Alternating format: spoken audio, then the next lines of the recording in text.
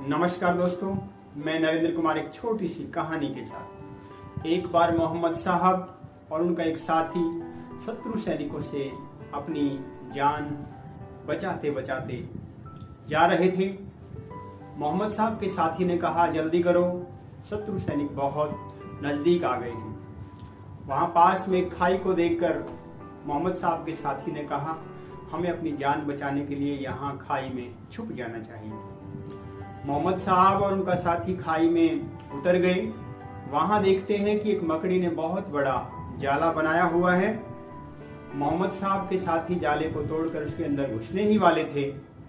मोहम्मद साहब ने उन्हें रोकते हुए कहा कि हमें किसी दूसरे द्वारा की गई मेहनत को इस तरह नष्ट करने का कोई हक नहीं है। हमें अपनी जान बचाने के लिए दूसरे की मेहनत को बर्बाद नहीं करना चाहिए। उसके साथी ने कहा, यह ऐसा अवसर नहीं है कि इस तरह की बात सोचनी चाहिए। मोहम्मद साहब ने कहा, फिर भी आपदा में ही इंसान का पता चलता है कि वह कैसा निर्णय करता है।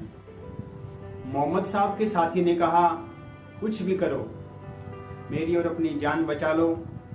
मोहम्मद साहब ने जाले को एक तरफ से उठाकर मोहम्मद साहब तथा उसका साथी जाले के नीचे छुप गए। कुछ देर बाद सैनिक वहां आए। खाई की तरफ उनका ध्यान गया और उन्होंने देखा कि वहां मकड़ी ने जाला बनाया हुआ है। अगर ये लोग यहाँ छुपे होते तो जाला अवश्य टूटा होता, इसलिए वे यहाँ नहीं है, उन्हें कहीं और ढूंढना चाहिए।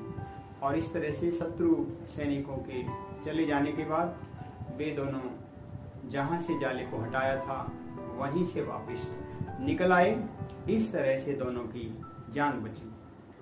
दोस्तों, इस कहानी से हमें यह सीख मिलती है कि हमें कोई हक नहीं कि हम दूसरों द्वारा की गई मेहनत पर पानी फेरें, उन द्वारा की गई मेहनत को नष्ट करें। जितना हो सके हमें दूसरों की मदद करनी चाहिए, परंतु यदि किसी कारणवश मदद ना भी कर पाएं तो कम से कम उनके द्वारा की गई मेहनत पर पानी तो नहीं फेरना चाहिए। दोस्तों, कहानी कैसे लगी कमेंट बॉक्स में लिखकर मुझे जरूर बताएं। कहानी को अधिकाधिक शेयर करें। यदि चैनल को आपने सब्सक्राइब नहीं किया तो चैनल को सब्सक्राइब कर लें। दोस्तों, कोरोना कोविड का समय है, ये संक्रमण काल है और अपना और अपने परिवार का ख्याल रखें। घर से बाहर ना निकलें। कोविड-19 के सभी नियमों का पालन करें और यदि घर से बाहर निकलना भी पड़े तो मास्क पहनकर ही निकलें। भीड़ भाड़ से बचें। फिर एक नई कहानी के साथ आपसे मिलना होगा। तब तक के लिए नमस्कार। जय हिंद, जय भारत।